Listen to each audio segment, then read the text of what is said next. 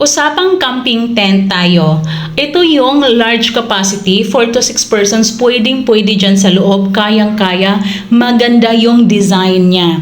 'Di ba? Waterproof. Tingnan mo naman yung mga materials na ginamit sa paggawa dito, high quality. 'Di ba? At ang bilis lang or ang dali lang niyang i-assemble. May manual na pwede mong sundan or kahit naman walang manual, kayang-kaya mo yan. Pwede mo ring tingnan tong video para madali lang siyang i-assemble. 'Di ba? Napakaganda niya, guys. Hindi ka talaga mahihiyang kahit makita ka ng mga kakilala mo, hindi ka mahihiyang dalhin to dahil maganda siya. Mukhang mamahalin pero napakamura lang ng presyo niya.